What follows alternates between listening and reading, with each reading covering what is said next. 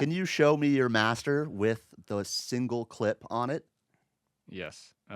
This. It doesn't look like one thing. Yeah, JP. it looks like there's a lot of stuff on there, dude. That's off. I didn't put that on there. Don't look at me. That was rival. That was rival. This is washout. That's the utility. This is Okay. a clip shifter. Pro L is not on. Oh, man. He got you. He got me.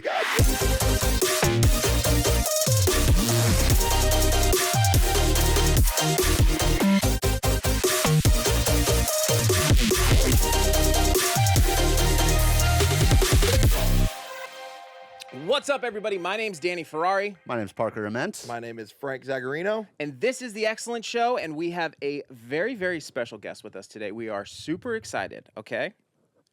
Collabs with Rez, 1788, has produced in a multiple variety of genres and done very, very well at them. Oh, yeah. Including dubstep, mid-tempo, okay, drum and bass, and a And little bit of bass. sad boy. You okay with the term sad boy? I'm okay with that. Okay, cool. A little bit of I sad can rock with boy. it. And has played on pretty much every single major festival.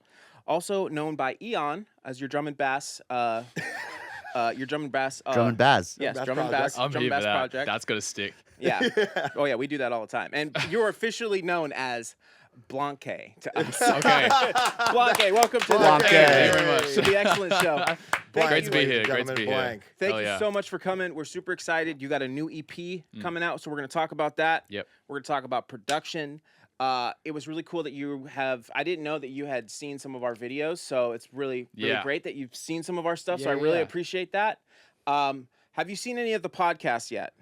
I've seen snips of Okay. it. So you don't know what happens at the beginning of every single Oh podcast. no. Oh. We like to start our podcast off in a somewhat of a dangerous way, but also in a very loving way. Loving and dangerous. Yeah. So as the bad boys of EDM, we also think that you're pretty bad yourself. Are we gonna make out? We might. that is the ultimate baddest thing that you can Yes, do. That's that the is. hardest core thing. That's super bad boy. We have a gift for you. Okay. Okay. Okay. You are Australian, I am. right? Aussie. I'll wait to tell you after. I'm gonna Where grab is your this gift going? right now. Yeah. Okay. Okay. Don't worry. Yeah, don't worry. Oh. It's okay. I don't know. Oh, look at that rapping Holy- job. Okay. Holy. All right. So, That's a modest size. that's what she said. Okay, hold it from this end. Just, you That's know, what she this said. is a bad boy gift. Okay. Okay. So yep. open it. Go ahead and open it and let us know what you think. Okay. Because What the? yeah, you can just pull it off. It's fine. Just Is it a boomerang? no. I wish I tried. Dude, what the? Now you are. Okay. That is real. Yeah. Yeah. It is. I believe you. It is secondhand, so most likely it was used to murder somebody. Mm. Wow. But yeah, we like to give dangerous gifts and dangerous weapons. It is legal to have. I know in Australia, Yeah. no guns, No. but the outback, bushwhacking. yeah. Oh, dude, Bushwhacking the in bushwhackers. the It's British outback. steel too. Yeah, Okay. I did that on purpose. Yeah. I fuck with that. Maybe you could find a way to use that in your garden or something. Is this for real? Did you Yeah. just give me an? Dude, this is real Yeah. life. Yeah, that's Yeah. you. I Okay. actually fuck with this a lot. Do you really? Yeah, yeah, Let's yeah. go. Let's All right, go, dude. Put it in your studio or I don't- whatever. or yeah. no, it's just cool. It's just fun. We like to, I want to live on like the land at some point in my life. and I Yeah. feel like Oh, this you're is gonna be need that. coconuts. Not I'm a gonna- chance. Not a chance. no chance. Yeah. Dude. Is it double-sided too? Uh, Like, no, is it like a this side- scythe? This side would be is not sharp. This side is sharp. Yeah. When so I was I assume it's. You want a Yeah. dull Yeah. side though. You want a dull. You want a side dull for side, I breaking, think. breaking shit. Oh yeah, Right? like coconuts. Yeah. Exactly. I wish we had Just some in case pumpkins. you're like blocking a And sword, you know? heads. What? Just in Yeah. case you're And blocking, heads. somebody swings at you Oh, and you have to yeah. like hold it with two hands. Yep. Like the, you know, the Oh. warriors. It has that Arabic like sort of swoosh on It's it kind too. of yeah. Oh, I don't know yeah. if why that's Arabic to me, but it. I know feels what you're more- talking about though. right? The curve. That's for I the know head to chop off. Yeah, 100. Yeah, right. Because I would like to hunt at some point in my life too. Oh, cool. So maybe I don't know what this is gonna do. I feel like anyone who's like a hunter would probably be like, you wouldn't do that with this. No, but it might look cool in your studio. You know what I Yeah. mean? Oh, we should sign it too. We always sign We them should. too. Okay, We forgot to cool, sign it. Yeah, Yeah. we'll do that at the end. Oh, like just like Randy Jackson on this, That's except on a exactly. machete. Which is way cooler. That So, is a fucking funny- epic. Thank you. You're welcome. Thank you so Hilarious. much for coming on our show. Yeah. Thanks for coming. man. Yeah. Funny thing is you're the second Australian. We had phase one. Graham. Do you know Oh, Graham? yeah. Graham, yeah. Yeah. Okay. So Because you guys say Graham differently in America. say It's Graham. hilarious. like We say graham cracker. Graham. His name is Graham. spelled Gr like AEM or It's Graham. Oh, it is. Oh, Graham. Yeah, It's but Graham. everyone says Graham. Oh, I never saw the spelling. Except I thought- for you. Why is there one syllable for you guys? And I wonder why we do two. Because we say Graham. Graham. Oh, Graham. Not Graham. Like we have grams as a measurement like of... Instagram. It has a measurement. No. Well, I mean, like we use the metric system, so we have grams, kilograms, all that sort of stuff. So I suppose that's probably not why we don't say it as gram. But I'm just interested, like, because there's a lot of those things as an Australian coming here. Yeah. There's a lot of words and a Yeah. lot of phrases that are like different. What's another one? Can you think of one? Dude, I get asked this question all the time, and I should have a list in my phone because it'd be such a great talking point because there's so many hilarious ones. It'll I'm just come like- up in the I love- conversation. Well, you can point it out. an obvious one is aluminium. Yeah. You say aluminum. Oh, that one. Another one's brutal. caramel. You say Yeah. caramel for some reason. You just take out a letter. Another one is Blanke. Blanke. So Blanke is like Blanke. very American. American. Yeah. So Yeah. Australian is Funnily enough, not the first time, but like the most official version of that I've heard is on Triple J, which is like a massive. You've heard of Triple J? It's yeah. a massive radio station Yeah. in Australia, and they announced me. I think one of the first times as Blanke. No They way. just added these, and I was Actually. like, "Oh, there we go. Okay, Wow. That's love- awesome. It is pretty absolutely love terrible. Triple J, but it's just so fucking funny that like Triple J's awesome. they hadn't. That a lot of people just add in the E, which is like super fair. Yeah. Yeah. But I like the silent E. Yeah, I do too. I feel like it makes it. Makes it more searchable. Yeah. What, Um, How did you come up with the name? Yeah. Well, in 2016, I started like actually signing records to a label, and it was Ministry of Sound in Australia, which is super cool. And I Awesome. Great label. love them. Had always looked up to them, listened to their compilations and stuff. But yeah, so started signing records. The A&R there was a good friend of mine because I was doing stuff on their radio show, like producing a radio show for them, and like my manager Pat, who I'd just taken on, also kind of worked in that space. And so we were just like, we were at a point where I was like, I had another project, but like this one needed to be, we were like, we should like start something fresh and new with like the sound that I'm making is different to what it was before, and it's getting a bit more serious. So we just wanted to start something new, and we had like 2 months of just like wrapping our brains to try and figure out this like new name or what made sense. And I was just like, because we had records that were coming out, and it was Right. like Shit. the week before or something. We're like there's a deadline, like we need to like a name by tomorrow sort of thing. Damn. And we all decided on the name Blank. As like it was like a fresh start. It was like a blank canvas type thing. Oh, okay. Ooh, cool. Right. Cool. So, but there was also this kind of idea that like I wanted the project to be very diverse, and I suppose like the idea okay. of Blank, the all white, like all that sort of stuff. The white came actually a lot later on in the piece. It works though. It makes sense. Yeah. Like, but yeah, it was kind of this. It symbolizes the diversity of the project. Yeah. That's awesome. That's pretty incredible. Like you had the foresight that you wanted to produce multiple genres, so you wanted a name that Yeah. kind of caters to that. Yeah. It was kind of cool. Like I didn't know. Like I sort of started dabbling with like trap and dubstep at the time, but like my first release was like a 2-track EP with like a Mumbaton tune and like a bass house tune, Nice. neither of which So I sick. make anymore. Yeah. So it's like, yeah, it's funny how that. What all year works. was that? 2016. 2016. Shit. Yeah. It's funny because I when I had heard of you, or Parker and I had heard of you, was in the mid tempo genre as like the Yeah. growing, at that really cool time that we were kind of talking about before.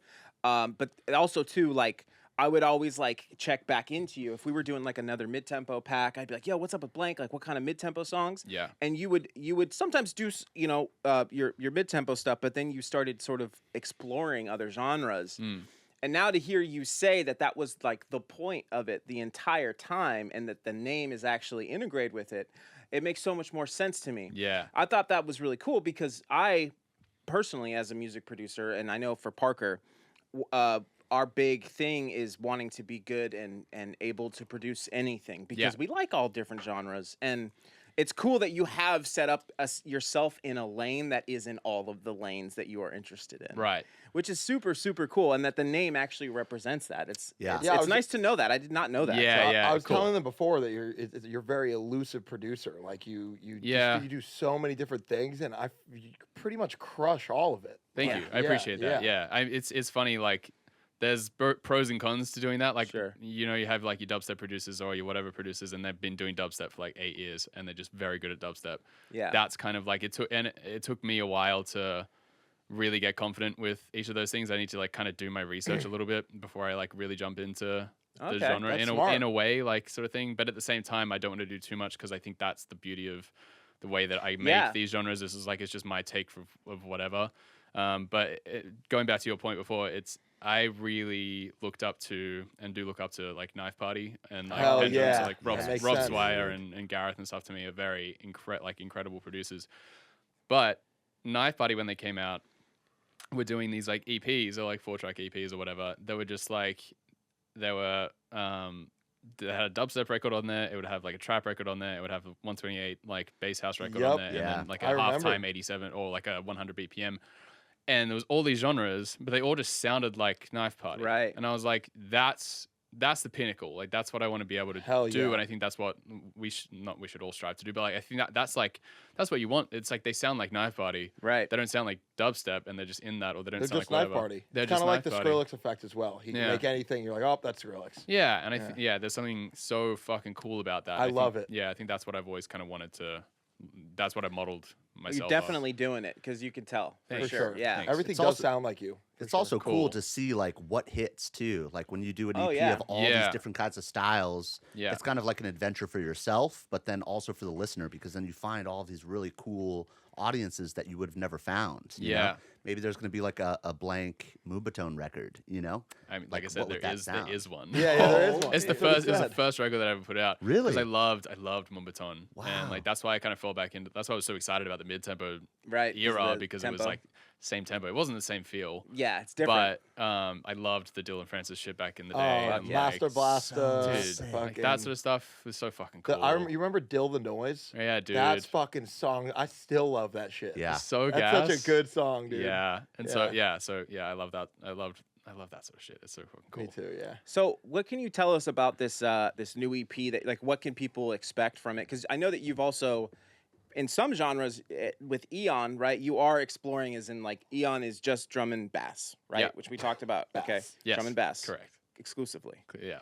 No bass, just bass, straight bass. Yep. So like with this, well, first off, I don't even know when is the new EP coming out. Early next year, so it'll be around March. Okay, Hell cool. yeah. And can you talk about what people can expect as far as Yeah. an EP? Is it going to be multi-genre or is it going to be more specific? Yeah, this one, Collabs. yeah, there's still it's still multi-genre for this. I'm in a point in my project now where I'm starting to try to hone in a little bit more on like not being as like crazy diverse and being like, okay, I really love the melodic bass stuff. I really love the dubstep stuff.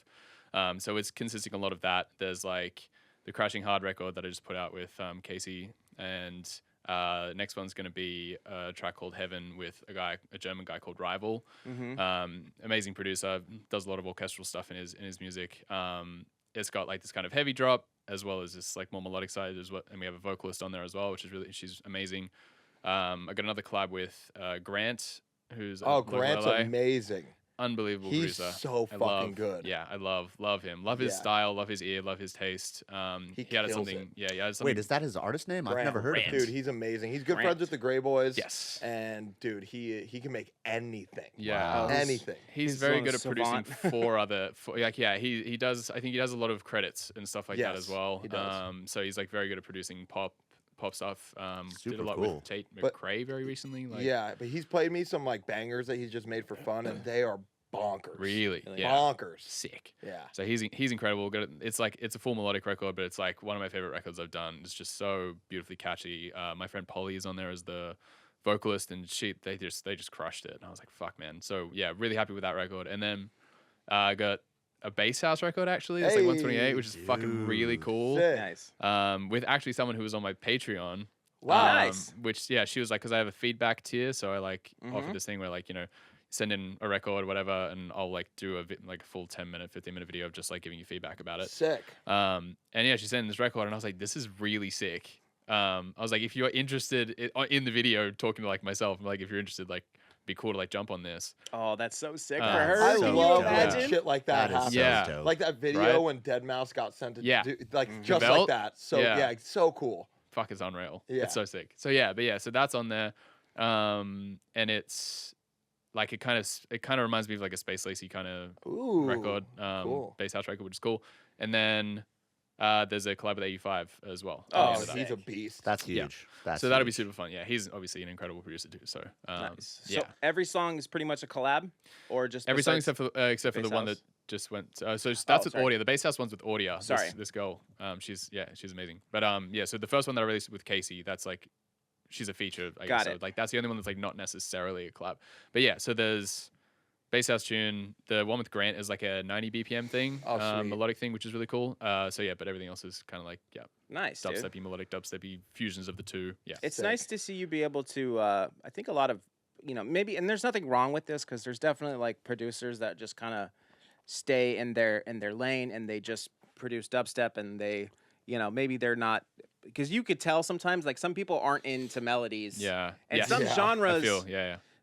Which is okay, you know what I mean? I was gonna say that's fine. Yeah, some genres like don't really have a place for it. So it's cool that you're like, you know what? Like maybe in this genre, I don't feel like I can really put my melodies in here, but I want to show that part of my my ability and how to express myself. So you're being able to sort of move it where it sort of fits you, and then also blend those together. I love. I think that's the way. Personally, I think that's the way everybody should produce. When I'm like talking to people, I'm like, you need to learn how to produce everything. Yeah. You know? Exactly. Yeah, I really wanted to know like what is going on in Colorado. Is Yeah. everybody just sad Everyone's so and good, like though. writing in their room, making all this melodic stuff? A Like, lot of producers in Colorado right Yeah. now. What's Yeah, going on? Denver is that what- specifically. is that Well- what happened to you, or did you go there first and then, or actually, did you go there because of that was the kind of music that you wanted to make? Yeah, I guess a couple of points there. First point is that I want to say that Colorado is actually not is full of very notable sad boy producers, but there's a huge like Bass scene. bass scene. Yeah. like the bass. Really? There's Capital. like the bass. It's genuinely bass capital. There's like Oh, really? there's Yeah. guys that will sell out fucking like Red Rocks. And they're just like guys that you probably wouldn't necessarily. They're not like Eleniums and stuff. You know what I Like mean? who? Like who, for example? I mean, you would know Mersive, right? Yeah, Mersive sold so it out. Yeah, like did No, he do I don't even two know. or some I don't know shit? who He that did too. is. Mersive, he has a label called. Fuck, I'm going blank. Yeah, I can't remember. It's, No, damn it. he's going blank. Whatever. you can't use that word when you're around me. You're fucked. Yeah. Is it local? Are they like local in the sense like they're big in They're big, they're in definitely- Colorado, like mainly like a I don't- hometown sort of thing? I Or guess Yeah. I don't actually know because I'm not fully in that scene and I don't want to like talk on it because I'm Sure. like I'm not going to give it that as much like justice as it needs Right. because Yeah. I'm like there is such a fucking huge movement there. I that make sells tickets. I It's make a crazy. lot of like the deeper experimental, Yeah. more left field stuff, and that scene is also very very prominent there. Like Yeah, like sorry, I Taboo would've- lives there, Jenga lives Yeah, yeah, there, yeah, even Getter lives there now. I feel like there's such a huge portion of the scene in Denver is like a lot of that, but then there's obviously my side as well, who is like, the more Elenium and William Blacks and Set the Skies and Denver. So, Wow. but the cool thing is, so basically, when I lived in LA for like 2 years, then COVID happened, I moved back home to Australia for like 9 months, and then when I came back, I was just like, when I was in Australia, I got reminded of how much I like really enjoyed having nature around. Which I didn't really have in LA as much as like I needed to. Like home, I was like going to rivers with my friends and like scrambling over rocks and rock climbing outside and doing all this like ridiculous shit like that. And that was very, very, very grounding for me. And I realized how much I missed that. So coming back, when that was done, I was like, oh, I need to get out of LA Yeah. because it's not serving me in the way that I need in that sort Sure. of way. So after touring the whole country after the first year or so that I lived here, I realized like Denver was one of the places that was like felt like home to me, I guess. Awesome. So I was like, okay, I think that's the spot. And then I was talking to William Black a bunch, and I was talking to Enzo a bunch as well. And we were all just like, we all want to move to Denver. And Enzo was in in Chicago, and Will was in LA at the time too. And we all just lined up. It was like we all wanted to do it like at the same time. And so we ended up moving to Colorado and to Denver at November of 21, I believe. We ended up moving a block away from Said the Sky and Dabin, Nice. So dope. and 4 blocks away from Elenium. did you Oh know my that they God. lived there? Yeah, we all because we're all They're all we all live homies. in Nick's houses basically. Oh, That's so really? cool. Yeah. That's so That funny. makes It's sense. like Yeah. in less than a mile. It was in our from little Wash Park block. It's all fucking of the sick, yeah. talent. That's there. awesome. That's got to be Yeah. really inspiring. It was Yeah. cool. It was definitely really cool to have because I've never had that before coming from Australia and in Canberra where I'm from. Like there's not really that many producers. Right.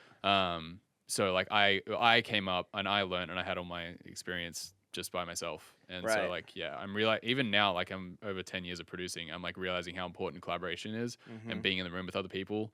how much that affects Yeah. you and how you create and like how good that is for you. Yeah.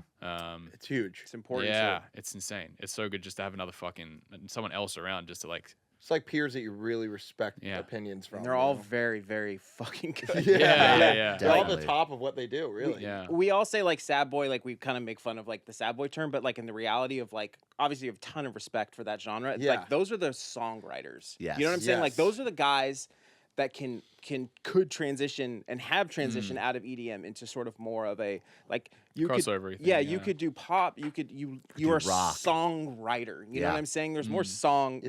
It's more of a song. It's a song, Sure. not a track. Sure. Yeah. It's less like club oriented, I suppose, but yeah. Still goes off in fucking stadiums though, doesn't it? Yeah, totally. Yeah. I mean, if 50,000 people know the lyrics to a song, it's incredible. It's so so yeah. cool. Yeah. What kind of nature stuff do you like doing in Colorado? Because I'm a huge hiker. I love to hike. Yeah. I love to climb shit. Yeah. I was like a roof kid, you know. I think roof all of us kid. were like roof kids, you know. Roof kid, tree kid, dude. Fuck yeah. But I love going on crazy hikes. I like doing the more brutal hikes. You Yeah, know, I not feel like you. Runyon Canyon. Yeah, you Fuck don't want to do a Runyon. paved trail. You want to No. get out and Yeah, Never. that's bullshit. beat it up a little bit. Yeah. So tell me about Yeah. that. Well, I mean, yeah, I'm a rock climber since like 2020. So I like love. That's like I don't go to the gym anymore. I go fucking climb Cool. walls and shit. That's insane. But I don't necessarily do that outside that much. The issue with touring is that I don't actually get to be at home that much. Yeah. So Yeah. past like 2 months, I think I've been at home for maybe 7 days. Damn. I don't know. Yeah, I've been. Something like that. Yeah, it was. So I'm not actually doing that much. And when I'm at home, I'm trying to be in the studio. Yeah. But I still go to the gym, and the gym's mainly indoors. But yeah, it's like I go to. I'm a snowboarder, so I board during winter and stuff, which is amazing. Dope. I think just being surrounded by the mountains is a really important thing for me because where I'm from in Canberra, we're like inland and we're surrounded by hills, and it's just like that feels very normal for me. And so when I'm in Denver, I kind of get that same sort of feeling. It's the same kind of climate. It's like dry. It's like kind Yeah. of cold when it's cold. It's hot when it's hot. And you get like this beautiful view of like the mountains, and that's just like, ugh, I just love it. Yeah. So yeah, but I do love going on the hikes and shit, and just like scrambling over rocks and finding rivers and stuff to go dive into and whatever, and That's cold awesome. plunges and shit. It's been Cold great. plunges. That Cold makes plunge in the sense. cold creeks. Yeah. Oh shit. That's How do dope. you stay in shape like when you're on tour? Do you have like those rock climbing mugs where you have to like hold it Yeah, with like, that's the it. fingers? I He does the little. Yeah. dude, yeah, I Little find any pinch edge bullets, that yeah. you gotta watch out for your studio. If I find an edge, You're I'm gonna be bouldering the fuck be out of fucking on it. everything. Blank is always on edge. Dude. I have a basically just bring my rock climbing shoes with me and talk Sick. bag That's cool. everywhere. That's in my awesome. bag Wow. out there. I've got this shit. So it's just like I try like, so I genuinely just fucking love it. Like Yeah. I want to go and do it all the time. So like I think that's good because it's not like a gym where it's like for me going to the gym ended up being a chore. Like It's I a was very chore. athletic during my childhood, and I was like doing sports and excelling at those and stuff. So when I got out of those and started doing music, I wasn't going to the gym for a reason anymore. So I wasn't like I found it just so boring. And so when I found rock climbing, it meant that I could It's go an to the gym, activity. That's amazing. have the activity to go and do. So I mean, like that's one thing. I mean, the health journey for me is like a huge part of my life at the moment as well. So like focusing on what I'm eating and not drinking too much and getting the right amount of sleep and doing all those sorts of things, like that's a big part of what I do now as well. So it's a big focal point because I think with touring especially, it's like you need to be on top of that Yeah. to be functional, to be as functional as you possibly can be to do the job either on stage and off the stage and writing the music and touring and going on the planes and doing all that stuff instead of being half dead the next day. I'm 31 now. Like I can't. You drink also and get want hammered. some longevity there too. Yeah. You want to be able to do it for a long, long time. Yes. Or as long as possible, right? And you can't unless you focus on what you're focusing on. Yeah, right. Exactly. Yeah. Exactly. And since I moved to America, I think that was when the touring really started. I was like, okay, I need to like figure out my shit. But yeah, I had like a health epitome when I sort of around like late 20s or like mid to late 20s, where like my naturopath was like, yeah, your body's like really suffering from the partying that you're doing and like the DJing lifestyle and all that sort of shit. And so like since then I've been like, okay, I need to sort my shit out. And it's been really cool to see the differences that just like watching what you're eating, like making sure you're sleeping properly and like all that sort of stuff, how much of a difference that really makes to your body, and like really listening to it and doing the whole spiritual journey as well, like in the meditation, and just how much of a fucking awesome world that opens up to you was really, really cool. So that all just incorporates back into my, I think it was a blessing that I found that, because if I didn't have all that for touring, I would be pretty Beat. stuffed. Yeah, I'd be, because it's hard. It's hard. Like, I'm already beat. Yeah. You know, and I look after myself. So yeah. With that, like I have this like sort of thing, like when I was trying to do music full time, I was a lot like, I always think of it as I was a lot hungrier. You know what I mean? Like, I mean, I'm still very hungry at like trying to attain my goals. It's different though. But I didn't have money. I didn't have these things. And I've noticed that, like, with a lot of producers, and I'll just speak with myself, when you do start having some type of success and you're able to get to the goal to where you're doing music all the time, it leads to a very sedentary lifestyle. Yeah. And a lot of producers, myself included, once that started happening, I started, like, gaining weight. I stopped going to the gym. You know what I mean? And I stopped, like, because I'm like, oh, I get to do what I want to do all the time. But, like, what you're saying is, like, even with like the moving to a place that you felt like like was home and you can go outside is actually is better for you and better for your music, even though maybe you're not in the heart of LA and you're networking with clubs.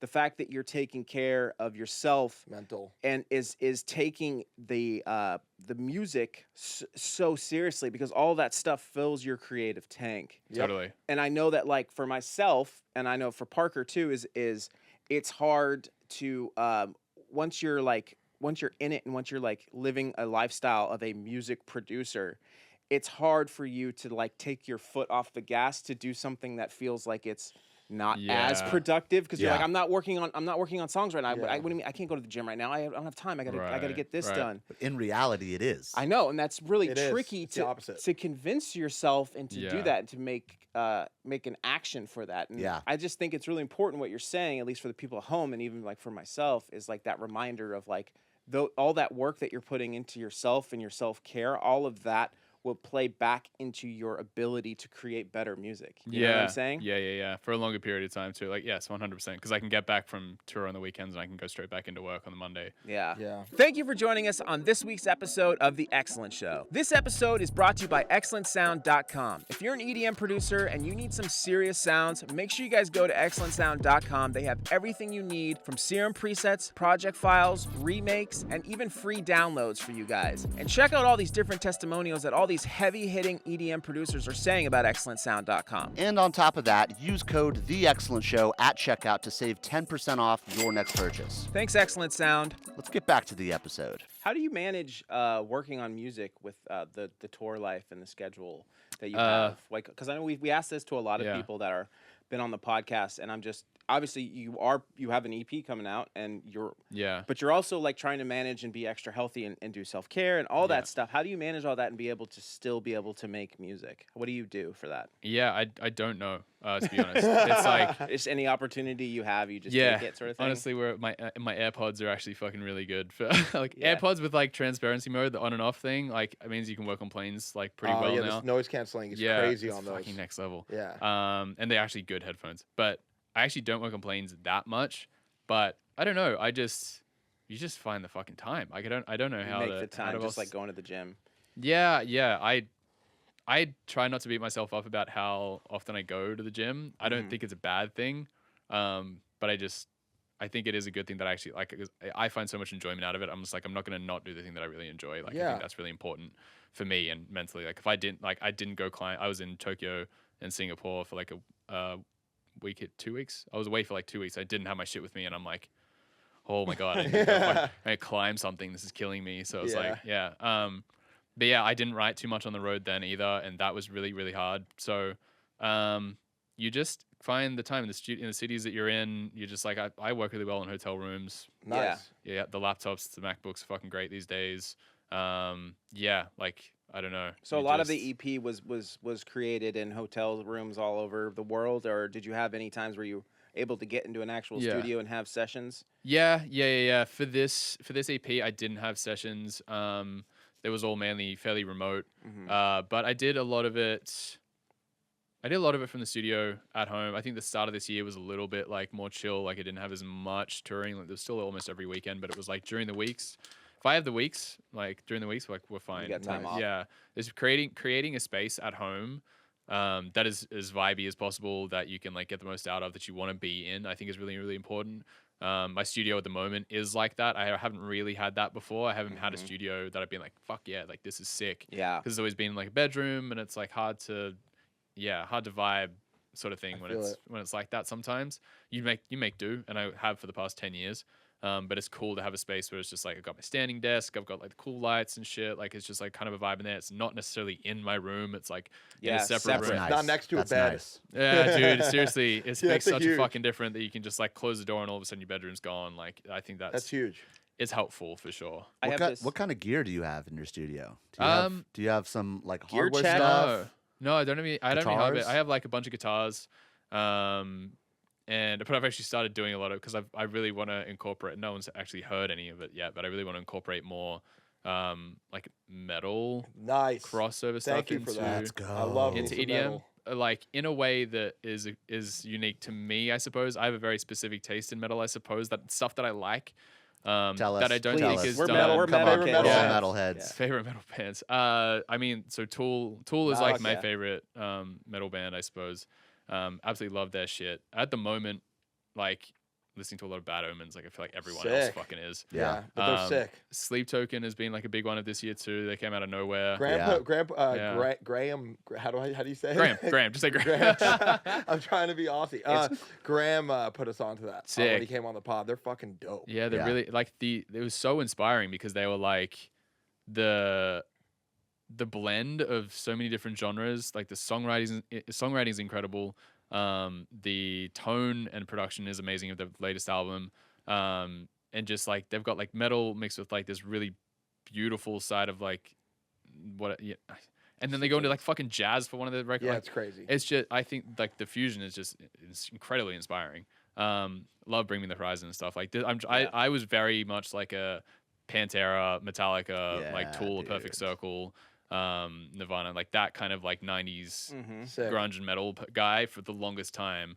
And then I think I found Pendulum as like my There it is. crossover. That's There it dope. is. Interesting. In my That's mid cool. teens, or yeah, and then I was just stuck on that for fucking so long. Yeah. And then now I'm like, okay, I need to like go out and like search for some new bands. Fuck That's yeah. awesome. Dude, So the past 2 years has been like a thing for that for sure. I have a interesting question. Me and JP met along with his manager Pat like years ago. Yeah. Through a mutual friend Tommy Trash. They were, I guess it was like right wow. before you moved to LA. You came to Tommy's house. Yeah. And I was there. I was working with Tommy at the time. And I guess you and Pat, your manager, developed the project together, right? Yeah. And this was like, you had maybe put out a couple records Yeah, at that this would've point, or been none, early. or early. This was like right around your first releases. Yeah. But you seeing the progression of the project from then to now Yeah. is like astronomical. And I was just curious if like there were any specific techniques or specific methods that you and Pat focused on together to get the project to where it is now. And if you could share that with us and the people at home who are maybe trying to launch Yeah. a new project, like what were some really high priority main focuses? Because I mean, it was really just like a rocket ship. That's cool. Thank you. Yeah. Yeah, and I do remember that. That was fucking Long back time hanging ago. out in Tommy's. He had a sick studio back then too. Yeah, It he was fucking did. huge. I guess like a lot of I write a lot of the music. I that's like my main focus. It's really cool to have Pat on board. He was a really good manager because he just runs the fucking ship sort of thing, you know what I mean? And he did a really, really good job with that. Moving to America was like a big move. We had just like I mean, like it's so funny. It's so hard to say like what we tried to do because like we were very reactive as to like what our decisions were. Okay. We didn't have like, we had an idea of where we wanted to be and like the things we wanted to play, and like the people we wanted to collab with. Like I knew that was just like I want to collab with Rez, I want to collab with Millennium, and we kind of like did those, and like Zed's Dead and stuff. Like we kind of like aimed for that, he got us in the right spaces for that, while I was also doing like the music thing and creating music that they wanted to work with in a way as well. But he was getting us in the right camps, in the right pockets for that. Like it's basically just like it's like setting up. We were never like jamming shit down people's throats. Yeah. We were always just like make the best possible product we can, be in front of people and position ourselves well, and then if they Are down.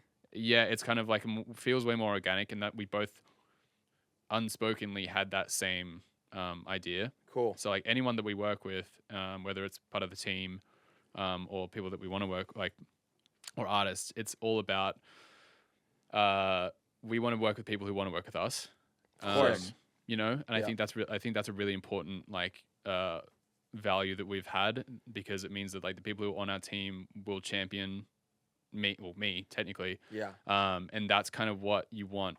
You don't want to be convincing people that they want to work with you. Never Yeah, works of that way. course. Because it never works out that way. It's always Yeah. feels forced. It's not genuine, and eventually that fizzles away. And like once you're not hot shit, and once they are not convinced that it's good, they'll stop putting in the effort.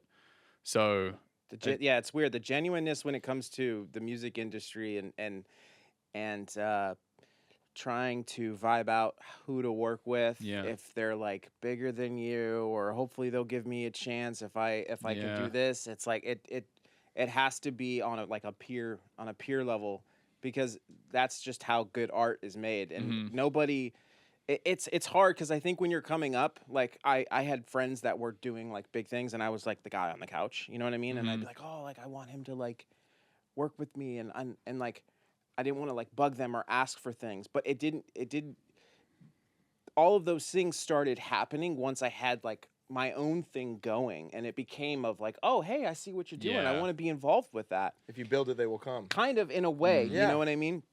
I'm very curious too, because we were talking. I want to get into the mid tempo. I want to get into that. That was a really we Yeah. were talking about. That was a really cool time, and it still is a great genre. How did that whole thing happen? How did you get a collab with Rez? How did you get the collab with 17888-L? And how did you guys made the you kicked off the genre? And in my opinion, I know Parker's too. You guys Definitely. kicked off the genre to where a lot of people jumped on board. So how Right. did that whole thing happen? Like, were you just already creating it, or you were saying like you were trying to maybe create stuff that people might want to work with you with because you know that's what they do? Right. Yeah. So that, I think I may have misspoken in that sense. It's like, sure, I was making that stuff, but it was like kind of, say for example, I knew that Rez was obviously making something similar. So like trying to be like, hey, I exist. It's kind of, you know what I mean? Like that's kind of the idea. But yeah. So that for me was, I think personally where that all was born out of was, I mean, for me, I wanted to make, there was a edit that Porter Robinson would play of, I think it was Fellow Feeling in his live sets. And it was just like this mid-tempo, like is the classic, like mid-tempo full blast, fucking distorted sound. You'd know what it was. Yeah. If I played it for you, you'd be For like, sure. oh, it's that fucking thing. Yeah. So I feel like the whole fucking genre was born out of like that one live edit that he did. Cause like me and all my friends are just like, That's it. that's the thing. That's Yeah. I want to do that. Whatever the That's fuck so that is. sick. Nice. That in my brain, that's where it came from anyway. Rez was already doing shit that she was doing. Like she was always just very unique and very her. Yeah. But yeah, I wanted to make something like that. The first mid-tempo drop in that world that I did was the second drop, I think, of my collab with Zeke Beats Love years that ago guy. called Chaos. And he showed me this like really interesting. He showed me like one of the resampling techniques that I use that I've since kind of used, but with this very specific plugin that I actually can't fucking remember what it was called. It was like some third-party plugin, and it was a granule, whatever the fuck. Yeah. Of some sort, and it stretched apart all this like whatever sound you fed into it, and that was the basis of my sound for like quite a few of those like mid-tempo sort of records. So yeah, we just started like fucking making it. I don't Your know. sound design is insane. Yeah, Your it sound is. design is sick as fuck. It's just so crazy to me. Hey, it's like if people say that, I'm just like, cool. I don't know what the fuck I'm doing. I say the same Which thing. is amazing. But it's yeah, I feel that. Like there was just, I think like a lot of the stuff that came from what was some of the records back then that like there was this one specific kind of sound that I reused, and it was like Supercharged was one of them. But there was most of the ones back then were the Aeon Break flip.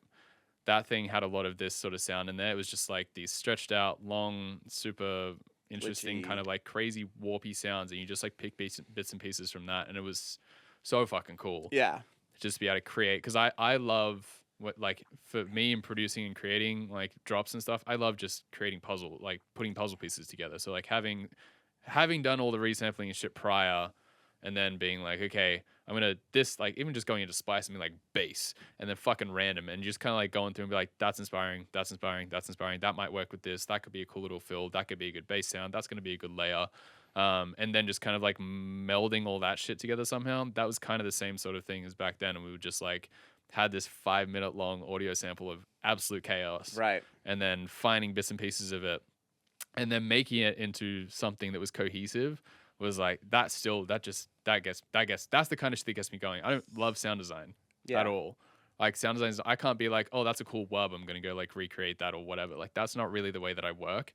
I think a lot of producers resonate with that as well. Like they go, yeah, I would rather just have fun, play knobs, and be like, that was such a cool sound. You get so inspired by some of these things. You go, oh my god, that feeling of going, that sound is fucking insane, and I have no idea how that came about. Happy accidents. No, Yeah, it's like, the best. Yeah, and the more when you figure out how to do that more often, you get addicted to that. Right. You go, sick. Okay, this is a cool technique.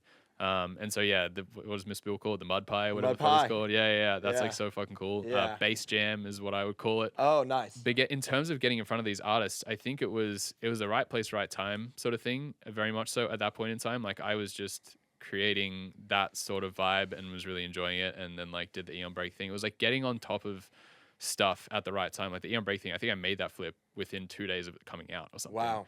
It was like that sort of thing. It's like that was very much an aim. So anything that came out or that was kind of hype at the time, like any song that was like, oh, this is a huge song, I'd fucking make something that was very playable and I could put in SoundCloud like almost instantly, because it was just kind of riding that hype wave of that DJ sort of thing. tools type shit. Yeah. If it's super Very playable, smart. yeah, that was definitely a thing. And like 1788 did the same sort of thing at the same sort of time, and so that sort of hype, because it was big at the time, like Rez obviously made that stuff.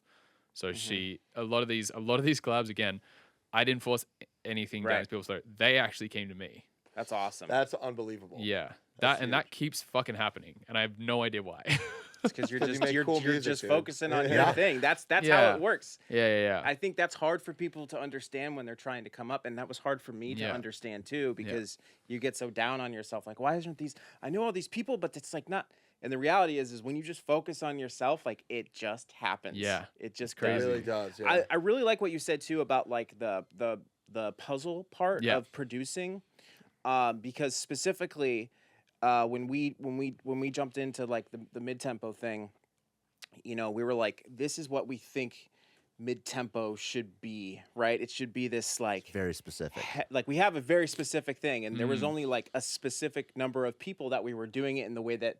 Not that it fucking mattered, but the way that we really Yeah. like, we're like, there's a heaviness to this, the sound Yeah. design, There's a gritty Grittiness. rawness there was, to it. yeah, Gritty and it feels like, I don't want to say this in a bad way, but it feels like it didn't really reach the potential that we Yeah. saw it as. Yeah. But you were doing that, and when we were about to create our like we made a mid tempo pack because we were having so much fun, so we were making all these I sounds. love that pack. Thank you. I'll give it to you if you'd like. And then we were trying to put the drops together, and it is like, I know it is you're putting drops together is a puzzle no matter what, but specifically with mid tempo, it's very difficult to put together a really, really good drop with having all the different sounds and the different fills, and then also to create like that sort of vibe that we were going for, like the Yeah. heaviness, but also Yeah. like the sort of pumpiness that it has, you know It what has I to mean? be hype. And I think Yeah. that even though I know Rez has always been like, doing her own thing, and she's obviously amazing, I think that you and 1788-L helped her almost develop her sound into what she is doing now, in my opinion. Because I Interesting. knew Yeah, okay. about Rez, and not to like not give her any credit, obviously, Sure, yeah. but like it seems like there was a definite influence to where she, to me, found more of a sense of like a lane where she like really, really has excelled at, Interesting. Yeah. So it's really cool to hear you share that, and just like that sort of that method of just like I want to go in, I hear something I like, I want to learn how to make Yeah. it, and I'm Yeah. gonna do it in my style. 100%. I think like a lot of producing for like younger artists and stuff too is like just getting, for me it was no one actually like is getting permission, and by what I mean by that is like the first time I heard about that sort of method was actually from someone telling me about how Joyride like puts shit together, and he's Yeah. like similar sort of things. He's just like, I like this sound, I like this sound, I like this sound, and then you make, and that just made me go, oh, I'm allowed to do that, like, you know what I mean? Like, I don't Yeah. have to make everything from scratch, sort Right. of thing. Like, I think that was like a really good moment for me as a producer and as a creative, is to be like, oh, I'm allowed to do this other thing that like seems like it could be not the right way to do it, or whatever the fuck. There is no right way. Yeah. There is no right way necessarily. And I think like, yeah, that's why it's important to kind of like talk about that sort of shit, to give other people like watching this like permission to go and explore and like do the shit that just like you get the most enjoyment out of. Because I went through a time recently where I would just like, making music was like not fun, you know, and like you just like, I'm like, fuck, dude, this is like what is happening, and why am I not enjoying this that much anymore? And it was a combination of lots of things. Yeah. But one of the things was just giving myself permission to create in a way that I really resonated with and that I really enjoyed. And like since then, it's like, oh, I'm good again. Like I can. Yeah. And that's inspiring. And that is like, there is a skill set to, maybe you don't know how to make a specific sound and you're just playing and you're just finding stuff that you like. The skill set is in being able to put those puzzle pieces together. Yeah. And that to me is the epitome of what sound design is. Sound design is, you know, it's I could sit here and be like, oh, well, that was made with a sine wave and a low pass filter or FM, and I could do all that. It doesn't fucking matter. What matters is just the sound in general and how it's created and no how one it's cares. performed. Yeah. No, at No the one end, knows, when they hear a song, all they care about is how does this make me feel. That's Right. the only thing they care about. Yeah. I was with Joyride the other night, and he played me an unreleased song that he's working on, and it was bonkers. He's so and good. I was like, yo, how much of this is audio or MIDI? And he was like, it's 100% audio. I was like, Jesus, I don't even know how you do that with audio. It's hard to work Audio is with. the shit. I love audio. Yeah, me too. Fuck MIDI. No, I'm kidding. But like, I just love being able to see the thing and then melding it and then resampling it, seeing it, like, The and then visual creating helps it. so Yeah, much. it's very visual people. Yeah, you know what I mean? I agree. Quick break from the pod. I just wanted to share with you that we have an exclusive link in our description containing hundreds of the most accurate remakes in the EDM industry. That's right. I said it. Not only that, we have organized folders containing hundreds of Ableton racks and Serum presets ready to be thrown into your project. This might be too big of a secret to share with your friends, so let's keep it between us girls. You're probably thinking that it's going to cost you hundreds of dollars to get these exclusive sounds, but you'll be pleasantly surprised to see how affordable it actually is. Hope you got a big enough hard drive. Check the link in the description called Producer Vault, and let's get you back into the episode. So you have the Aeon Mode drum and bass project. No. I love that it's just hanging on. And I know that you were talking about how, you know, taxing it is going on the road and flying all the time and playing all these sets. And, you know, right? But now I see that a lot of these shows, especially your headlines, you're playing two sets. You're not even only playing one set. So you're playing your blank set, and then you're playing your Aeon Mode set, you're doing bass set. So now it's like, okay, not only are you traveling, trying to make time in the studio, trying to make time for your health, trying to make time for sleep and playing a set, now you're adding a whole nother set that you have to play, you have to prep for. So what's that been like, adding a whole nother set for a whole nother project to everything that you already have going on? Yeah, I don't think it's fully like really sunken in for me just yet. Like what you committed to. Yeah, honestly. Yeah. Because I mean, like, so for anyone, you could chew. Yeah. Well, so for anyone who doesn't actually know, like the Aeon Mode project is like just a side shoot of Blanke that's like all drum and bass, basically. It's got like its own look, its own feel, its own aesthetic, while still being part of Blanke. Yeah, like it's never really going to be totally separate, I don't really think, but like now it's got its own Spotify and its own socials and stuff.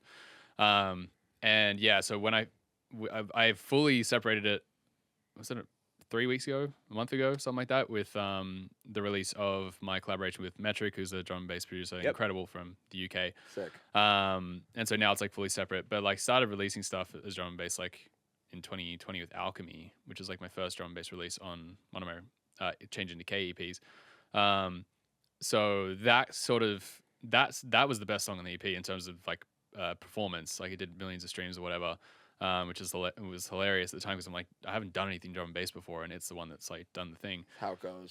Yeah, and so I started like kind of going, okay, sweet. Like, I mean, the whole lead up to that was like I tried to do drum and bass when I first started producing, and then it was terrifying. Yeah, it's so hard.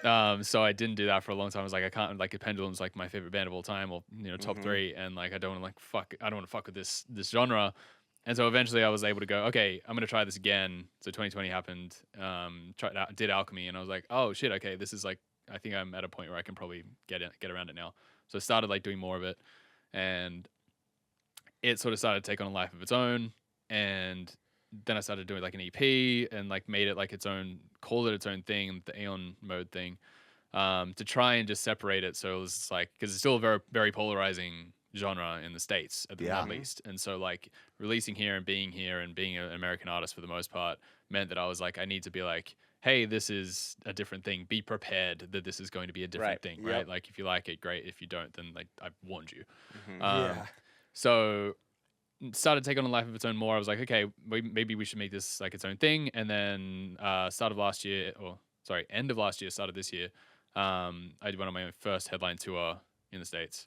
And we decided, team, that I was going to do the 2 sets in the night. So every show. Pretty much every show. So the idea was either to have Aeon section in the main set, so like do an hour and a half set, 90-minute set or whatever, and then have like 20 minutes of Aeon in there, or to showcase it more and sort of properly and have it be an opener for my own show, for my own night. Cool. So basically, yeah, I would play 45 minutes of drum and bass as like a support act. Main support would play, and then I would play 75 minutes of Blanke. That's cool. That's super dope. Yeah, that ended up being awesome. And it was definitely the right move. I think that like it needed its own thing again with the whole like polarizing thing. It's like, hey, for people who, say it's like 2 a.m. and you're like an hour into my set and I started playing drum and bass. If you don't like drum and bass, you're going to leave. Yeah, you're out. For sure. Right? So it's hard enough to keep people out past 2 a.m. at this point in time. So wait, I have a question. Yeah. Do you get paid twice? No. Okay, no, that's on. fine. What's his headline for? It's going to say, because it's my so yeah, that's a thing in itself. But like now, so recently I just played Lost Lands. I did 2 sets at Lost Lands. So yeah, that was separately billed. So yes, yes. Awesome. Very that you're sick. able to do Gotta love that. Smart. But also a lot. It was so that was to be recognized enough in both projects to be booked like at Lost Lands. I was like, holy shit, like so there's not sick. when you're in the industry for long enough, like you kind of go, you just sort of take things as they come, and like not everything's like this amazing holy shit moment anymore. That was one of the moments I was like, fuck, that's actually really cool. Like that's really, really cool. sick. So I was really happy with that. But yeah, for the headline for the tour, like I did that for like 4 months. I was fucked. Dude, it's brutal. Yeah. Is that when you had your health awakening thing? That was one of the moments. So Yeah. when I finished that, I went back to Australia and I went back to the same naturopath, and she was like, yo, your hormones are not good, eh? Like my serotonin was like depleted completely. My melatonin was fucked, so I wasn't sleeping well. My dopamine was cooked. My cortisol I was on edge all the time, and I was like getting pissed off at everybody and everything. And I was like, what? I was like, come on, man. Like I'm not that kind of person. I hated that. So it was, that's another reason why I'm like, I need to make sure that my sleep is good, because the sleep is like the biggest fucking thing. And it's so important. Oh my God. So as to how you feel, what your mood is like, and like everything, sleep is insane. So now I'm like, shit, I have to make different sets and put as much time into each of these 2 things as each other. Yeah. There's something that and I know that you're just doing what you want to do. Like I know that like you're not like overly strategizing, like what do I think is going to hit next, like a fucking stock market.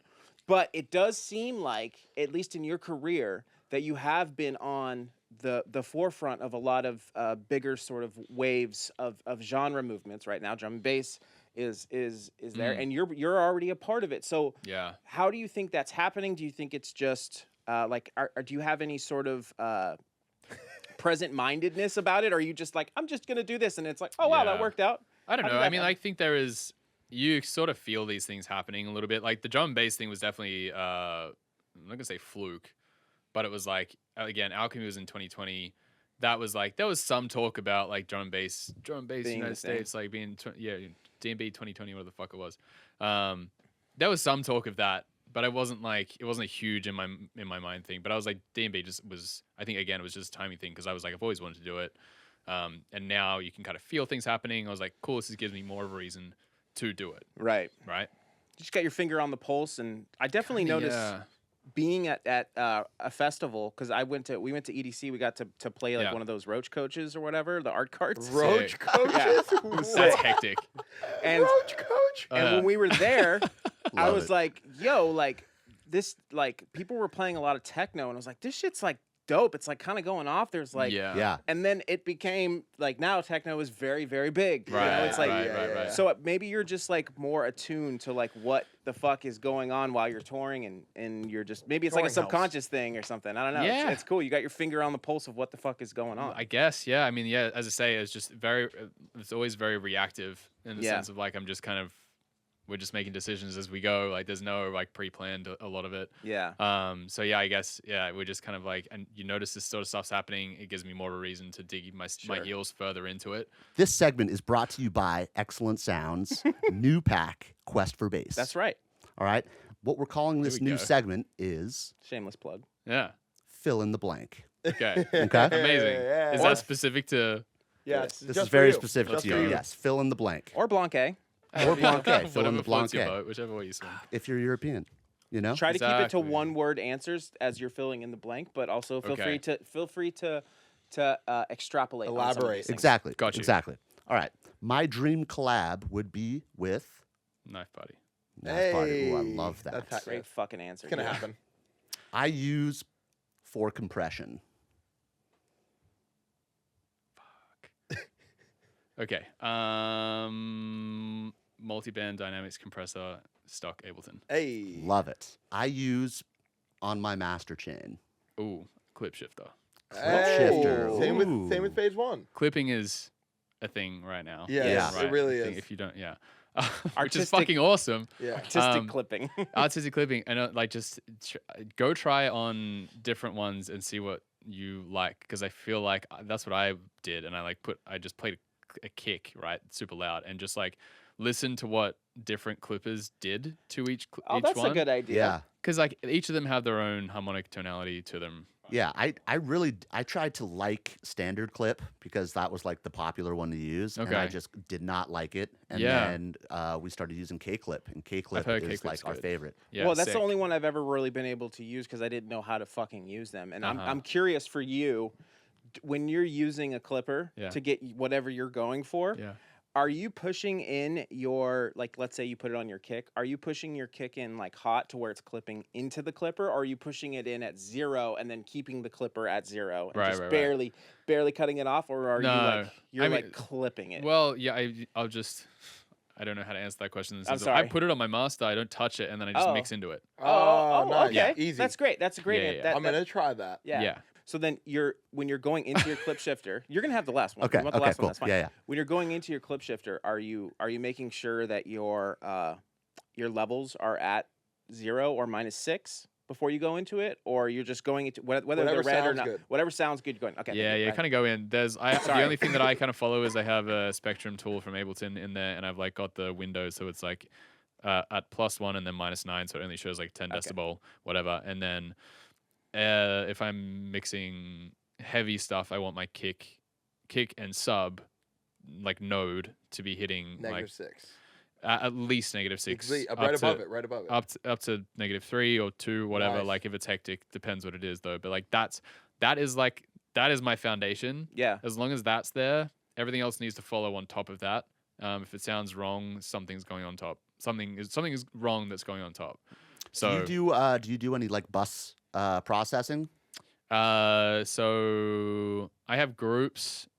I'll have like a break instruments, break drums, my mains as like my drop stuff. So they'll be in groups in Ableton. Uh huh. And then I don't do any like crazy group processing stuff So for sure. you don't clip the groups into the clipper? No, I don't think so. So I have those, and then like I have a mix A and a big mix B system. Mix A is just like my drums that I don't want to get sidechained. Mix B is like got a sidechain on it, and then there's 1 or 2 groups that I might just send straight out to the master. I think like my sub, I'm starting to do that. Cool. But yeah, those will have you'll see if we go into this project, nothing really on there. They used to have stuff on there, and now there's like a utility that I think is pushing it up 2 dB, and maybe like a multi-band compressor at like 30 or 40%. Nice. Cool. Like that, but that's kind of it. I think, yeah, there's not a whole lot going on there otherwise. Dope. And then there's just side chaining. Dope. Yeah, All right, let's finish up this segment and then let's get into the production because Yeah. I'm I'm so excited excited for about that. Yeah. sick. My favorite soft synth is Ooh, okay. I really like June 3 at the moment. Ooh. Really? Yeah. It's really good. It's got what a really is that? nice Like a sound. Juno? I guess so. It's like for me, it was like I used to love Silence. Yeah. So it's like it's like the new that for me. It's the same Cool. sort of thing. It's got Yeah. some cool presets. It sounds really warm. It's like very analog-y. It's very like Nice. you get leads and you get chords and like Silence that's was my first synth I ever used. same. Yeah. That or Massive. I can't remember which one. Silent for me. Yeah. Yeah, mine was massive. Really? Yeah, it's got to Yeah. be one or the other. Yeah. So yeah, that. I would say. When people say blank makes mid tempo, I feel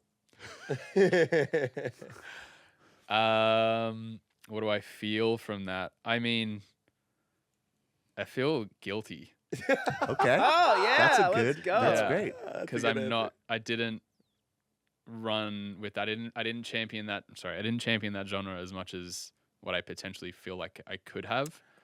Interesting. You That's know? very honest. Good answer. an Yeah, yeah. Honest answer. Because I genuinely think I was actually quite intimidated by the way that 1788 was doing what he was doing because he was so, to me in my brain, he was so brilliant. Yep, it was. And then so I was like, oh, I got worried, and I think I was also wanting to try other things at the same time. Sure. For me, my brand, I don't know how well the mid-tempo stuff was doing live. There was like a few factors that kind of made me like do other things. And then so now I'm like, oh, but there are a lot of still core fans that are like, yeah, this was like the shit. This is where we found you and stuff like Yeah. that. And that gave me a lot of the push that I needed to like get into the States and like do all that sort of stuff. Yeah.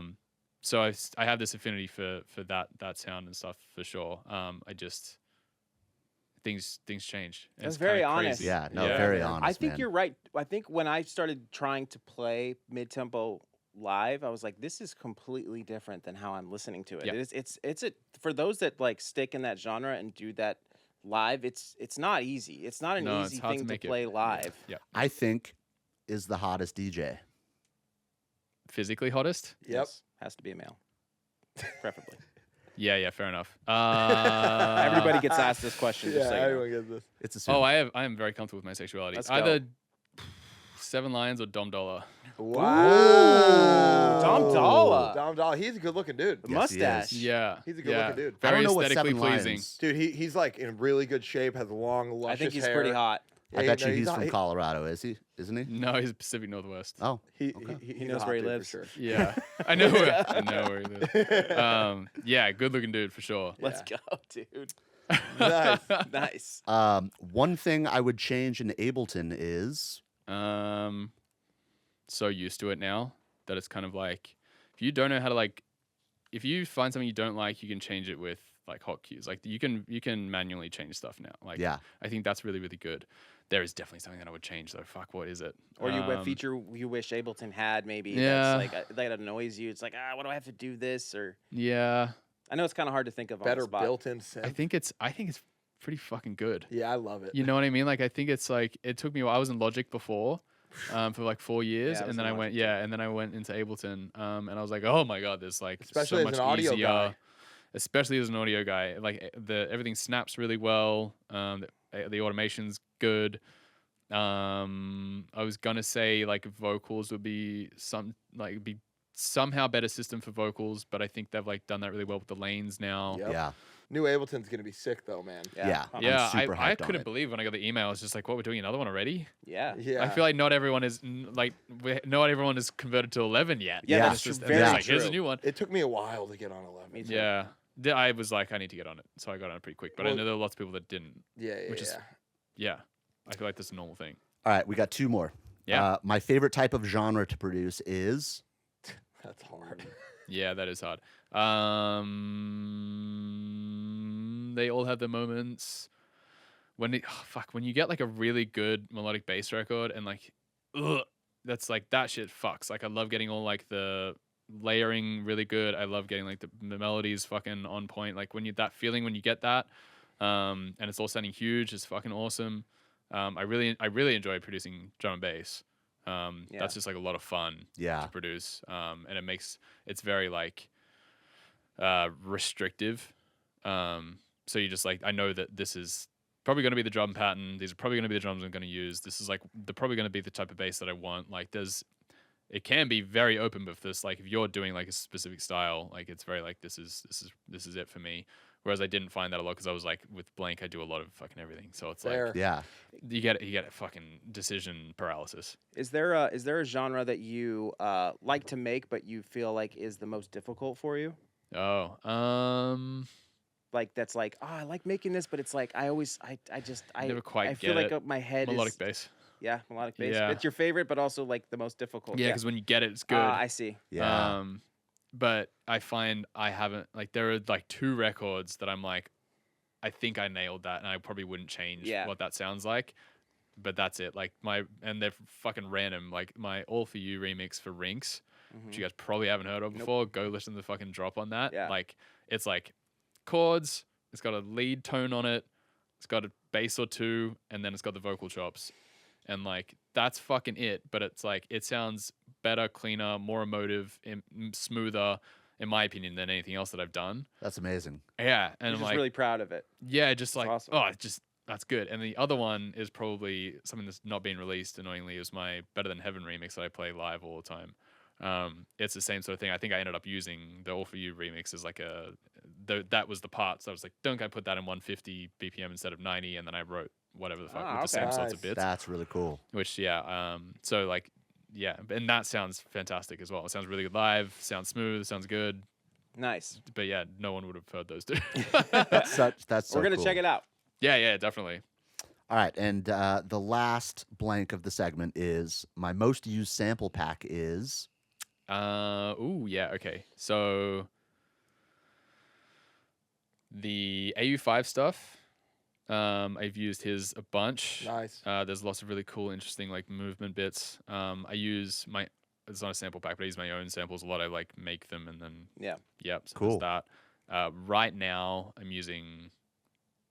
It's this guy called Eli. ELI. I don't know. It's from I can't remember his actual name, but fucking hell, he is like I'm just going to that. Yeah. Oh, and it's like, is it really weird, glitchy sounding? Oh, it's very experimental. I It's just very downloaded well this produced. pack. I just downloaded it. Yeah, you got to show us. It's unreal. sick. It's I'm funny not showing you my secret sauce right now, there dude. you go. It's sick. I think I know what you're talking You'll about. see A it. lot of like professional producers, like they're not looking for like sample packs that have it all. They're looking for sample packs that just have interesting stuff that they haven't Very heard niche before. sound. There's Sure. definitely like, okay, workhorses like a cashmere pack. It's like Yeah. I know I can get solid stuff in here, but like specific sounds that are like, oh, I didn't like. Like, So well, it that's a sounds tone like that I that's- haven't really fucked with. yeah. Yeah. You gotta check that out. Eli, shout out Eli. Yeah. Yeah, we asked this to tons Yeah. of producers, and like Trevor told us like some weird ass free sample pack Yeah. off of SoundCloud that like he can't even find anymore. You know, Love like that so shit, we yeah. love asking like these questions. Like it's very Well, interesting nugs. to see.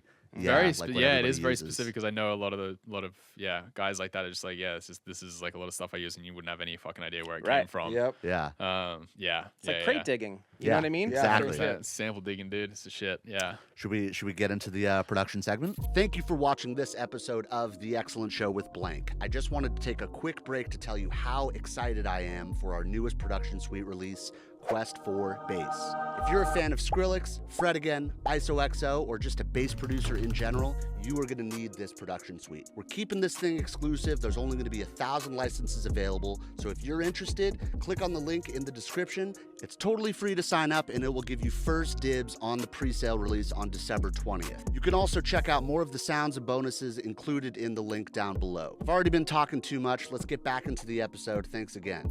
We're back with the production segment. And I appreciate that you put on your professor glasses for us. Yeah. I can't do it otherwise. Shout out to, COVID-2 for JP for being one of the, like, only some producers did this, but they all just jumped on and started streaming and started showing their projects and Yeah. shit. Yeah. What a was great fun. time. That was fun. Yeah, I remember jumping into your stream, and we were just so excited that you were showing some of your cool. stuff. Yeah. Hell So yeah, I excited love to be that. able to Cool. do this. I took a Yeah. trick. I took a trick from one of those streams. Great. I'm glad you got something out of it. When you were like trying to compare your low end to a reference track, and how Yeah. all you just did was just low past the reference track. Dude, And right? I was like, why the fuck haven't I not thought There's about always this? stuff like that. It's Yeah. ridiculously So simple. Huh? I unbelievably- remember that too. Yeah, I watched it and I was like, Yeah. And you just listen to. I remember that because I like when I first learned about that, it was like, yeah, I don't remember where I learned it from, but it's just like put a low pass on your master, put like fucking 15 different records in there from different genres, and just listen to that every day for like 15 minutes. Yeah. And just listen to the differences between the kick and the sub and how like, sidechain. yeah, how much gap there is or like whatever. Just get used to what it feels like at the same volume Yep. every day. And then when you do that, when you put that same chain onto your song, you can then hear the difference. You know what it's meant to sound Yep. like. And so if your kick's like lacking or if your sub's lacking, you just know that intuitively because you're like for 2 weeks. You've been just training your ears. For it. Acclimated to it. Yeah.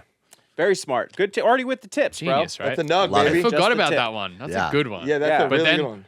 now I use the spectrum thing that I was talking about. This one. Yep, So it's same. like that's kind of the same thing, but a visual idea of it. So you put it to range instead of auto, and then you go +1 and then -9. Why and does then- your spectrum look different than mine? Is this Because I put it to +1 and -9. Oh, Yeah. Yeah, you've been doing it wrong, dude. What does +1 and -9 do? the range The of what range. you see on the spectrum. Oh, okay. And then it gives you this small ass window. So basically, when you listen to the whole thing, you're basically zooming in Yeah, just to that, Really just cool. to the sub node. yeah. That's it. And so Yeah. that's what you use as a visual reference. So if we take out any blank track, you're saying that we can expect to see the low end spectrum at what number? So at most tracks, this should be the case. If it's dubstep, it'll be sitting where you can see where it is now. It's like going to be sitting above -6 and in between 0 and that. So usually I aim for like -6 to -3. That's great for people to know that Yep. like that's Huge. Yeah, if That's a yours- good- Yeah, if your sub -6 can the sit there, minimum. Yeah, if it's a melodic bass record, it's usually going to sit below that because there's a lot more going on. If you Mm-hmm. think of like a song and mixing as like trying to fit something inside of a cube, there's like a lot more, or like a room. There's a lot more. There's a lot more shit you got to fit into the room if you're doing melodic bass or like anything melodic because there's way more harmonic content Yeah. that needs to fit inside the room. Whereas, so therefore you're going to have everything's going to be like just that little bit quieter, not actually quieter, but quieter on this when you're looking at it in a spectrum. Whereas if it's just dubstep or like something bassy, it's going to be kick, snare. Well, like at any one point in time, it's just going to be like a bass sound and a sub. Yeah. Right. So you can fit more of that into the same room. Yep. Do you have a So- number for your snare too? Because especially No. now with there's no specific number you're trying to go for it. Okay. That's a good point though. Right? Because I mean, right now especially like snares are super loud. Snares Yeah. okay, so it changes too much. Just snares like kicks. You have a fundamental like it lives in the low end.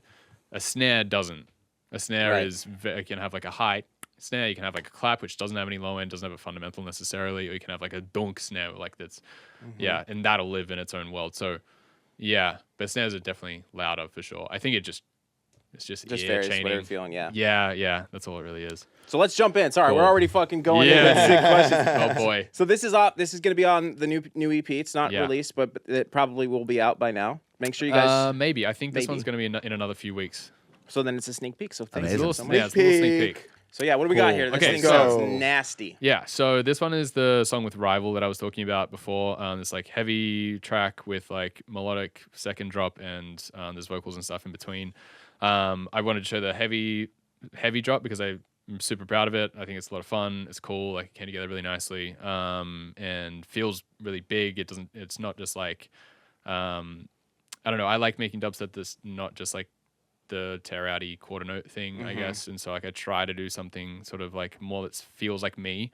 So this feels like me, I think, and I think I'm pretty proud of that. So Sick. Amazing. so yeah, there's this whole thing going on. So basically, mix A is all going to be like drums, so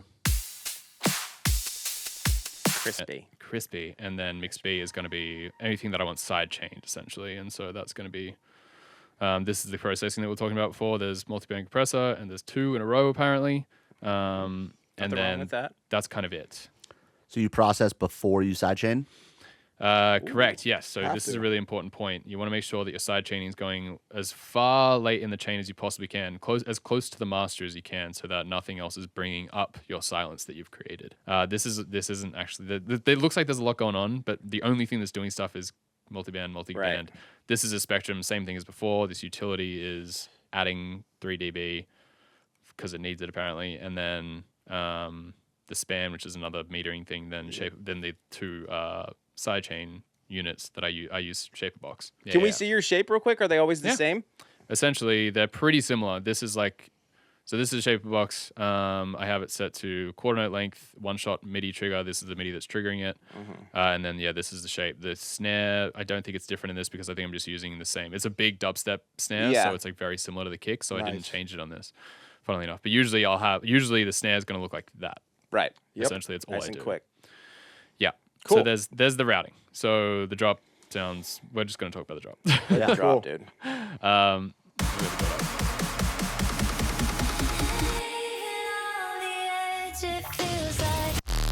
Oh, our drums. Psych, we're still listening to Mix B. It was a fake out. Oh, shit.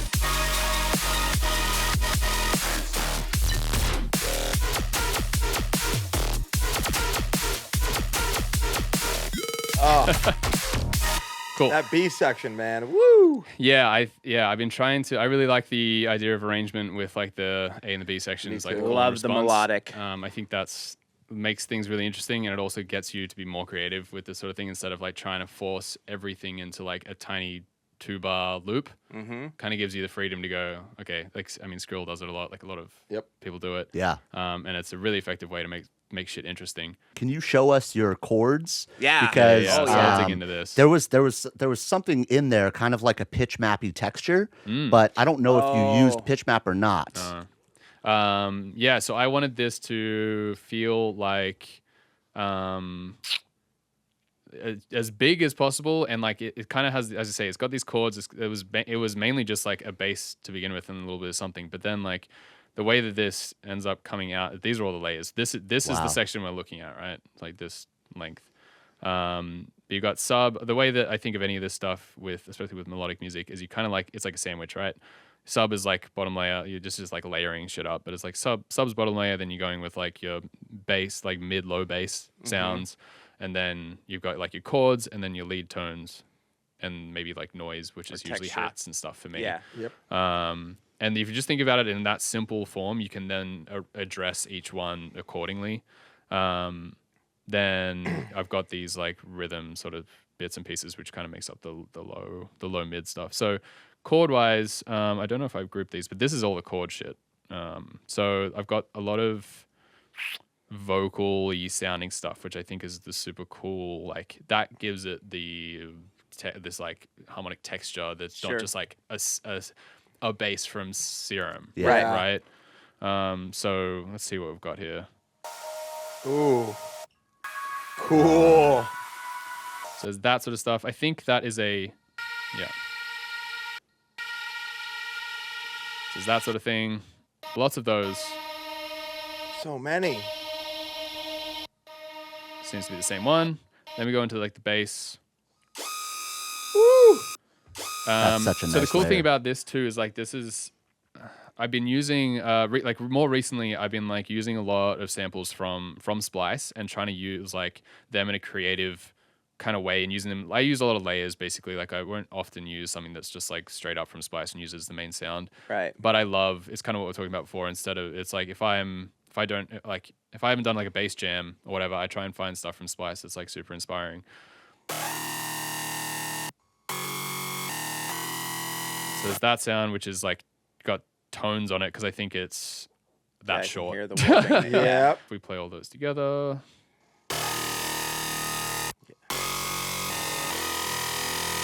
And then if we add the other sounds in, starts to get more of a picture together. Oh my god. Wow. So creating chords out of like different. So if you think of chord as like it has voices in it, right? So Yep. chord, yeah. Creating each voice of the chord out of something different. Oh, okay. That's what you're using the vocals. Is it essentially. really? Yeah. When I did something when me and Enzo have worked in the studio a couple of times or whatever, but like he does that like very well. Like he's brilliant with that sort of shit, and it just creates a really interesting tone, harmonically, sonically. Just it's not just like it's not just like a chord out of Serum, whatever. It's just like each tone, each like voice in a chord has its own texture, and it just creates something really, really A lot of depth. I noticed too that it's like the MIDI right there, right? Are those or like the chord MIDI, the triads and stuff? It seems like you're keeping your core of the chord simple as far as the voicing, so that you can add on these extra layers. Because it doesn't seem like you have a ton of ton of notes on those. Yeah. This took me a while. So, I mean, I don't think there's right or wrong with this, but I used to do 12 fucking voices in a thing. This is so much more effective. So I eventually learned that creating chords, emotive chords, requires intention. So if you're like the notes that are inside of a chord, changing one of them is going to create a different emotion. So when you have too many notes, those cool feeling changes in the voicings, you can't hear them as much anymore. Well, yeah, exactly. And so like the difference between like going from one chord to the next chord, that's also what you need to listen for when you're sort of thinking about like how emotion gets conveyed in music. It's like it's not just necessarily one chord, it's contextual. So the difference between like the second chord and the third chord, the way that happens is really important. So if like one note is different, like the emotion that's going to happen between each chord is going to be different depending on what notes get hit. So if you do one note, it's the same what we were talking about before. So it's like it can go down to that. So just really pay attention to like what you're sort of feeling here. So here's the June. When you were like trying to June has a compare bunch your of low good end to reference track, presets. all you Yeah, just did beautiful, was beautiful low synth. past the So reference this track. has like And tumultuary I was like, compressors on it. why Just the fuck haven't I not Again, thought about like I don't do this? that much processing. This So bass has no unbelievably- processing on it. Yeah, I watched it and I was that's like, this one. Love to see it. Yeah. So that's just Atmosphere. that's like sitting with that. This next one, ooh, Oh, I love that layer. intense. So now you get into like the chuggy dubstep sorts of sounds. yeah. Wow, side chain. A lot of layers. That's how you kind of get this like fatter, chunky same. sound. I don't know, like you're not gonna make that from like one sound No ever. shot. You know what I Totally. mean? So like, so they all sit in there somewhere. It's intentional, like you Why said. does Everything this is look intentional in different those from mine? layers. Is this a- Yeah, totally. Yeah. Oh, Oh yeah, there's this, the annoying sound. yeah. So that sits in there somewhere as like a lead tone vibe as well. It kind of like mimics what's going on with these The range guys. of what you see on the spectrum. And then you got your sub. Big Jesus boy. Christ. Okay, I don't usually do that with my sub, but that's cool. But yeah, that's the main idea for the stack. So there's a lot going on for the stack. Wow, crazy. You mixed it together so well too. That I'm very like. Right, thank you. I definitely feel better at this at the moment. Like whatever's happened in the past year, I'm like I feel like I'm really kind of like sitting into my stride with this sort of stuff again. Yeah. Which is exciting. Stack. And it's super clean, feels good. Like I have fucking an idea of what I'm doing, I guess. But again, it's like a lot of it's to do with just like using good sounds, knowing what the sounds are, and like putting them together in a way. Yeah. But like this sort of shit is all just like samples that I've gotten from like all over the fucking place. So like, so Yeah. whatever the fuck that is, Yep. that's like my own sample. Don't know what that is. So cool. That's what you heard. That sounded like color bassy. That Yeah, they're all I think like Virtual Riot or like Barely Alive sorts of sounds. Yeah. So like putting them all together is do basses. Here you go. Yes. Clean as fuck. Wow. Yeah. Now I'm hearing all those layers. Yeah, You yeah. soloed them, I'm really hearing them Sick, now. right? I Yep. love that sort of shit. You just like can hear each bit now that you've been shown. Like, Yep. yeah. And it's like, That's oh, the it's not. magic. It's not that insane. It's not that crazy. Right. Sneak You know, like it- peek. Yeah. It's just a that- lot of sound selection, though. I mean, It's ear training. Not, It's ear you're muscle. not forcing any of those sounds Yeah. together as layers, which is really interesting because when good point. people open up project files a lot of the time, it seems like they're kind of smashing the puzzle piece in there with Sick. post-processing. You just need to choose the right sounds to fit its pocket. Yep. And once you do that, it should just fit nicely on top of each other. And that's kind of what you want. So and cool. then being able to level it is really all you Let's need go. to do. Yeah. So sick. So that's that part. And then the B section. Oop.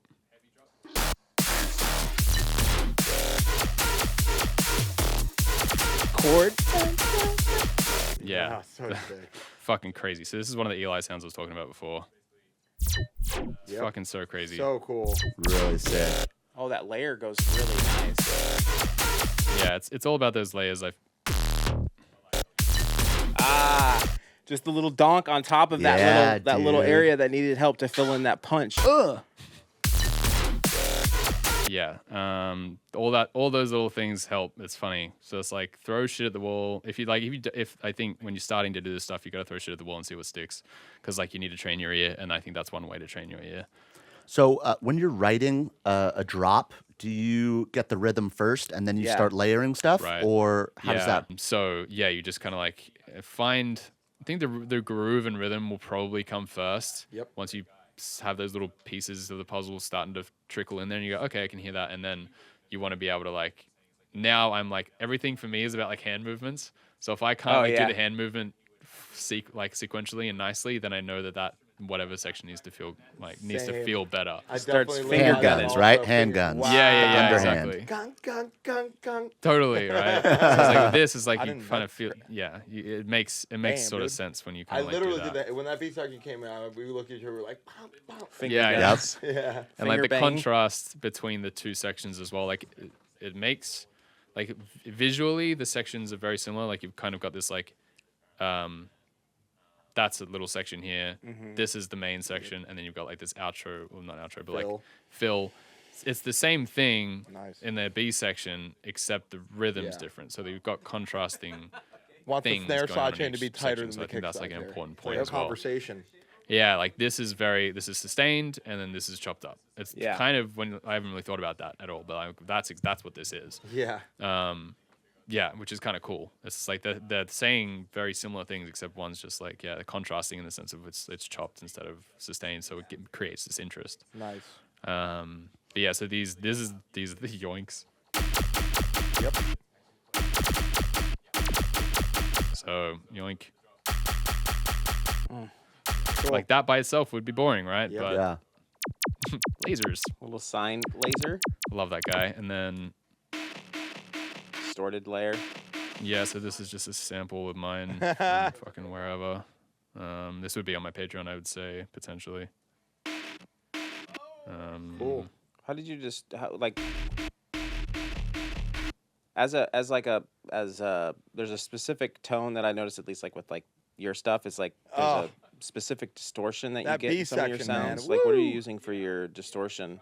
Oh. Just whatever. Yeah, whatever. Yeah, it's not like a magic really cool. distortion. You're just there's because that's really hard to imagine when you're like remaking shit. Like and somebody has Yeah. like a distortion thing. You're like, that's It's not easy to match that characteristic. of Yeah, it, you no, know what I very mean? totally. difficult. Because like this would have been part of like a bass jam, so it would have been just like moving things at a specific point Right. that I wouldn't be able to fucking recreate. Yeah. Yeah. Yeah. So like, good luck to anyone else trying to recreate it. I'll do You it. know. Yep. I'll try. Ooh, nice. I really like these layers. Oh yeah, that's nice for the laser. Yeah, it's nice. Like it's the thing that kind of sits up here in Yeah. my brain, like blip blip blip, like Oh yeah. right. Yeah. The influence. Cool. All so the low this- ends coming from those basses too. Yeah. Yeah. There's no dedicated sub. You're using all their This is- own natural. This is low one of the end. this is one of the first projects that like I've gone fuck whatever like Right. and just had that because in the A section of the drop is the same. Oh, I love this layer. This layer, dude. So yeah, but yeah, you're like it's very musical. Yeah, Yeah. I agree. I think that's what I'm trying to do with a lot of the dubstep because I don't really resonate personally to make stuff that's not. So I think this Yeah. is kind of comes naturally to me. I want to be able to like have stuff Ooh. that has a tone to it, I suppose. Cool. It's funny how much of this like there's this groove and like I don't know how to explain it, but a lot of it's coming from I think that or something. And the side chain. Yeah. The side chain. Like it wasn't like super intentional. I'm really bad with the really late swingy stuff that these like rhythm guys are doing super well. Yeah. So I haven't quite caught on to it properly yet. I haven't done it well yet, but But this groove is great. groove is You're great. right. It still The feels groove fine. feels Yeah. natural. I'll play this in a heartbeat. sick. So I got a quick question for you too. Yeah. What makes you choose the which sounds you're going to actually pitch with the melody that you're following, and then what sounds are you just going straight ahead? Like, Great question. do you think about that? I mean, as far as like the laser, obviously it's going to be the same the whole time because it's not really tonal. yeah, kind of, exactly. yeah. Suppose the most tonal sounds, like as I say, this one just sits. Yeah. Whereas it probably could have changed with like the other ones, but it didn't. I think the most tonal sounds is probably the ones that make the difference. Like the ones that if it sounds wrong, then I'll change it. Yeah. I suppose. Totally. You're kind of thinking So That's so nice. you're kind of thinking of it as like the chord stacks kind of in a way. a little bit, yeah, it would be the same sort of thing. Like if that sounded off, I would change it. I don't know, you know what I mean? Like Yeah. It's crazy how this layer sounds better to be just holding that D or whatever the fuck we're on. Right. I think the contrast in this works like from the A to the B section because that's the sustained section. Like this feels fine to be just, Yep. I guess.